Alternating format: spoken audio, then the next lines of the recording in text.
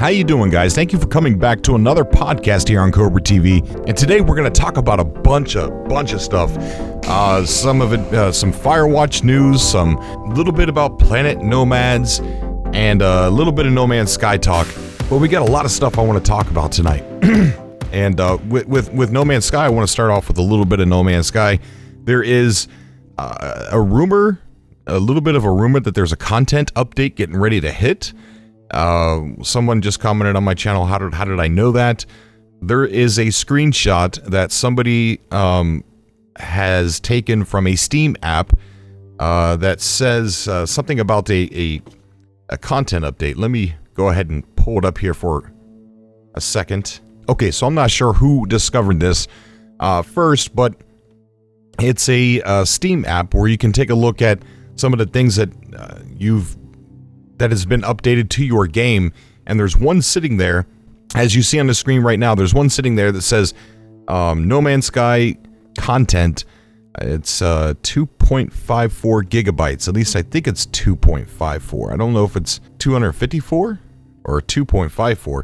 And, you know, again, I'm not I know that there's been other people who have told me about this, so I'm not entirely sure if this is a Photoshop deal here or if it's real. But more than one person has come to me and said, "Hey, did you see this? There's the next in line. There's a No Man's Sky content." So I'm not entirely sure. It's bigger than the patches that they've been updating the game with to this point. So that's kind of cool. I mean, I can't wait to see what they're going to do with this game. They're talking about uploading the game with building and freighters.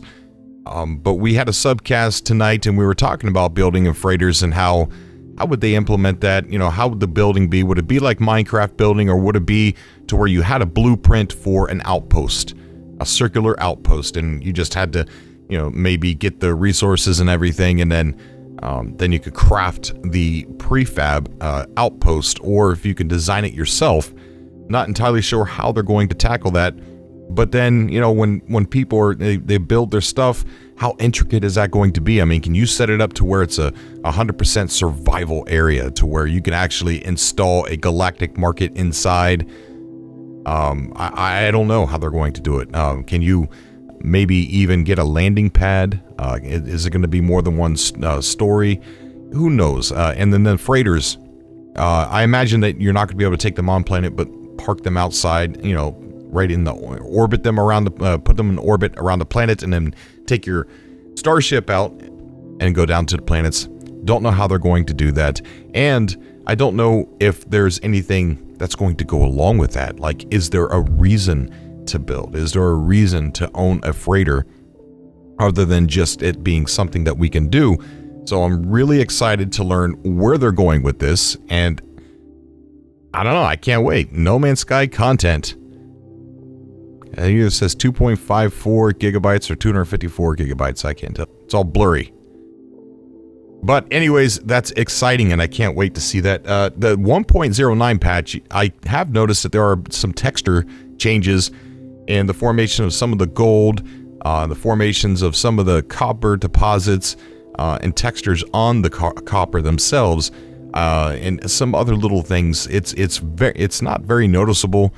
I'm going to be doing this podcast. It's probably going to be quite a long podcast. And what I'm going to do for people that don't want to hear the whole thing, I might break it down into segments. So if I'm talking about the Firewatch, if I'm talking about the Indie Game Awards, then I'll probably just cut them into little videos by themselves, just in case somebody doesn't want to sit around and listen to me gab for about 40 minutes to an hour.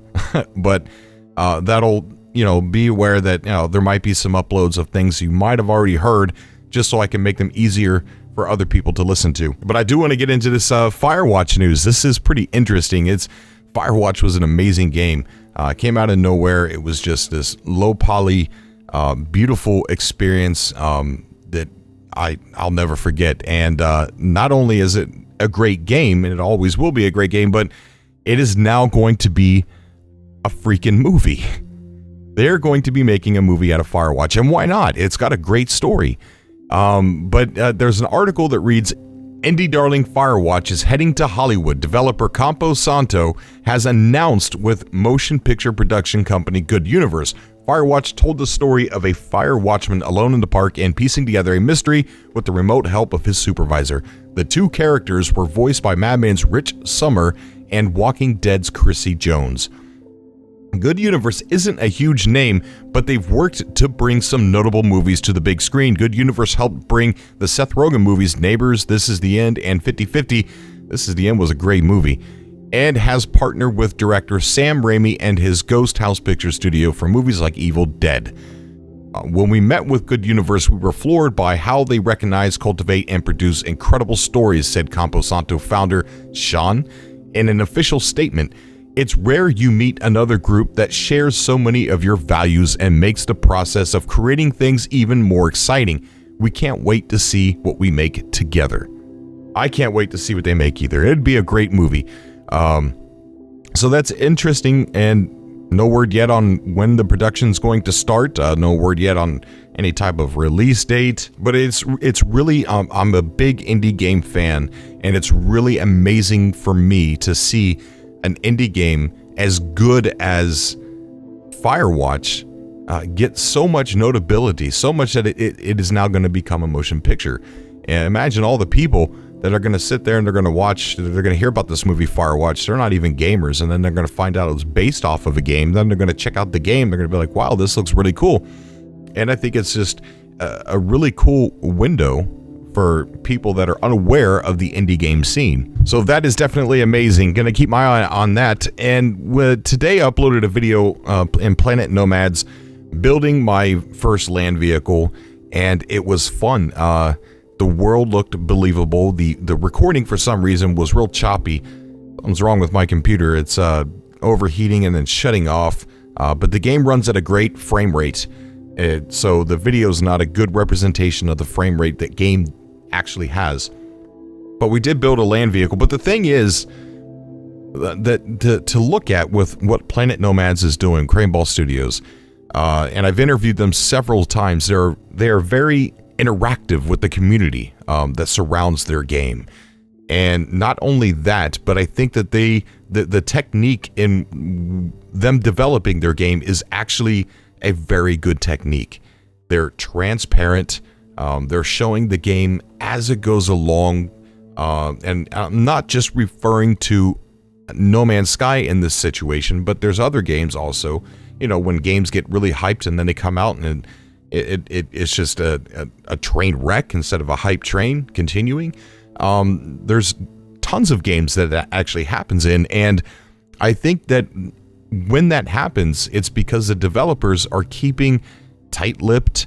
They're not showing much about their product. Maybe because they want to shock and awe. Maybe they think they have something that's really amazing, and you know what? Maybe it is. But when you don't tell your consumers what they want to know, then it's not that they have to, just a normal human reaction is to fill that gap in with your imagination. And with Craneball Studios releasing every step of the way what they're doing, they have a dev blog that you can go to. They release footage, they release videos once a month talking about what they've done. They've released a closed alpha for you to get in there and play around in, and they're asking for feedback. They're asking you to help drive the creative process of this game.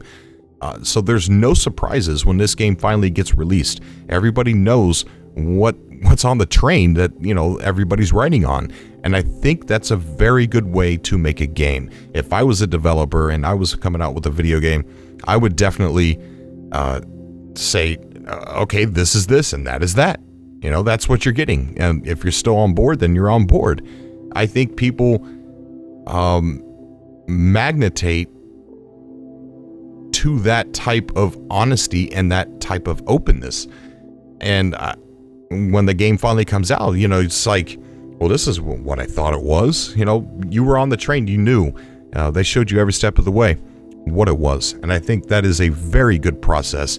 And Craneball Studios is doing very good. And I'm very proud to have gotten the chance to interview them like 4 or 5 or 6 times. So with that said, I'm happy with what I got a chance to play today. And I'm so interested to see how the process is going to unfold and what the final product will be. Now, there is a flip side to that, and I get it. You know, games come out and they release early access and they never get done. DayZ, you know, it's like, I think there's a right and a wrong way to do it. I think that, you know, if you're gonna release early access, plan to finish the darn game, or if you don't want to do early access, then, you know, at least be transparent, showing everything along the way. You know what I miss from the olden days, and it's starting to come back a little bit, demos. You know, you come out with a demo to your game. You know how, you know, if No Man's Sky would have released a demo, if Hello Games would have released a demo for No Man's Sky, I think it would have been a lot better, because people would have gotten a chance to get in there and see what it was and see what they were going to be doing. I don't know. I think that there's definitely a better way to make games, and I think keeping the process or the development too much of a secret and too much hidden, too many smoke and mirrors, I think it's bad. That's really bad. Because then we all get excited about things we don't know. And then when it's out, it's like, oh man, what? So I get it, but what Crane Balls is doing, I respect, and it's amazing, and they've got like a tremendous positive feedback from everything they're doing every step of the way. And if you haven't gotten a chance, go back, take a look at that video that I just uploaded. Sorry about the recording, it's all choppy. Also, Dual Universe is doing the exact same thing with being transparent.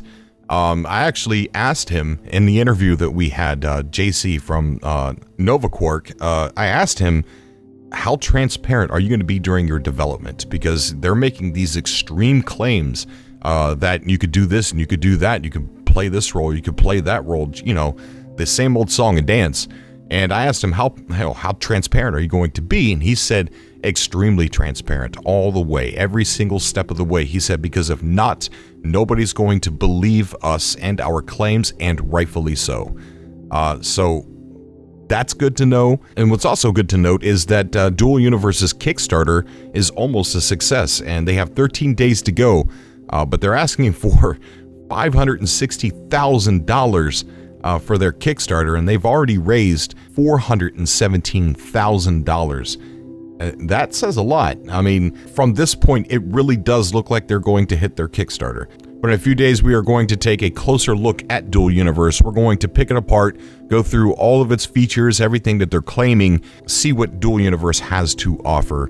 Now, it is a subscription-based game, and they're claiming that it'll cost around $10 to $13 a month.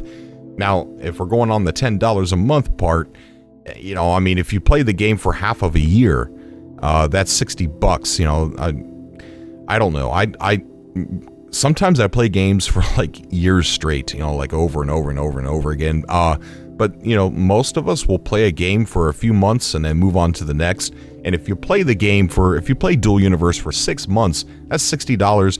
That's the price of a game. You know, if you don't play it after that, you really haven't lost out on much of what you spend on other games. And it's a really cool experience, because in Dual Universe, it doesn't come with any spaceships. It doesn't come with any space stations. There's no spaceships in the game, period. Every single thing that's in this game is player made. And some of these ships are very difficult to make, and you can actually create companies inside the game and make blueprints for these ships, and you could sell the blueprints. And if you do well designing these ships, and your ships are really good and people are in high demand for your ship, then you could essentially play the game for free, because you constantly get in-game cash, which you could use that to purchase your next month. So there is definitely a way to enjoy this game for free if you're good enough. Now, some of the cockpits, like, it will actually take coding to write. So this is why a lot of ships will be in demand from a lot of other players, because maybe like a person like me, I wouldn't know how to write code for, you know, the displays inside my cockpit and everything, but somebody else will, and that somebody else is who I'm going to go to buy a blueprint for my cockpit or buy a blueprint for an entire ship. All of the content in the game, giant cities that communities can build, is what they're claiming, that they can build these big cities. You could build these big cities and you could build these big space stations. You're rebuilding civilization together. It's going to be exciting to see how much content actually starts to fill up this game with player-made content and what it's going to look like. But as I said before, we're going to take a closer look in a few days at everything that they're promising. But there's another game that I want to go over, and this game is going to be on PS4, and I haven't seen too much traction for it, and to me it looks pretty amazing. It's going to be PS4, Xbox One, and PC, and it's a police simulator, and it looks comparable to how Grand Theft Auto 5 looks, or maybe a combination of both sometimes. But it's called Police 1013, and it looks really good. I mean, there's a lot of people out there that like police simulators, and a lot of the games that people do it in aren't even meant for that. I used to play Grand Theft Auto 4 online for like 5 years straight, and there was a reason why I was playing online for 5 years straight. I'm not going to go into that right now. A lot of people that know me for years know what that is. But what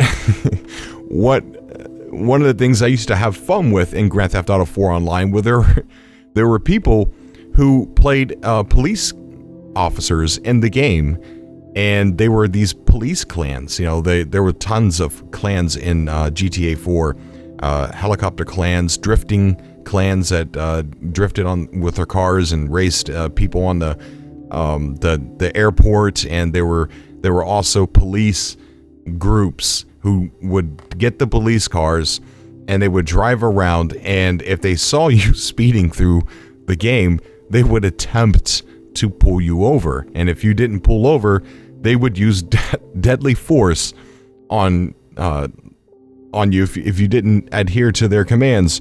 People have wanted a game where they could act like police. Look at Arma 3. There's a mod called Altus Life where there's police simulation in there as well, and that is a very serious environment when you go into Altus Life. Those guys that are playing police officers in that game literally are actually trying to play police officers, to where you can threaten to report police brutality to their supervisor, which is another person playing. But I get it. I understand there's a big market for something like that, and Police 1013 is actually going to fill that market specifically without a mod and without trying to do it in a game where it's not intended to, like in GTA 4, which, that's another conversation all in itself. GTA 4 Online Free Roam was a playground where you had all the toys and everything,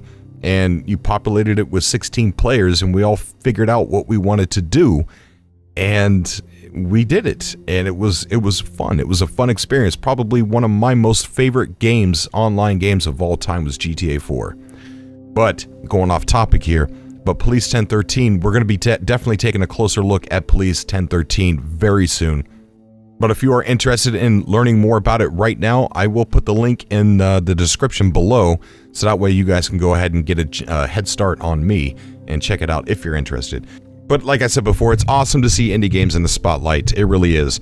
You never know what can come out of the indie developer scene. It's always, you're throwing up a bunch of coins. It's a coin toss. Sometimes you get something really super good. Sometimes you get something like, what?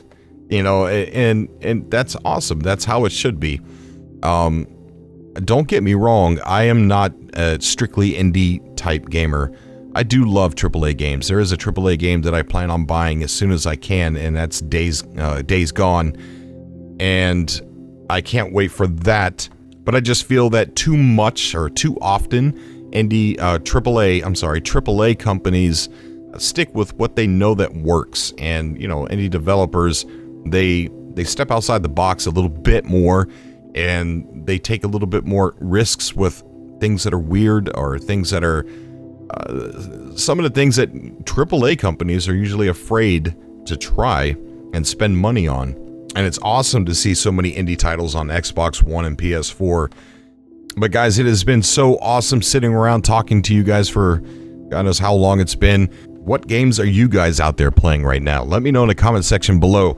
Super interested. Also, what indie games would you like me to pay attention to? Comment that down below as well. Stay tuned for a closer look at Dual Universe and a closer look at Police 1013. We're also going to be playing some horror games here and there for the month of October, plus other games, plus indie news, plus No Man's Sky gameplay, all kinds of things. If you guys like and support what I do, please hit that subscribe button. It helps tremendously. As always, I love you guys. Thank you so much for coming back. I do appreciate it. I will see you guys in the next video. Until next time.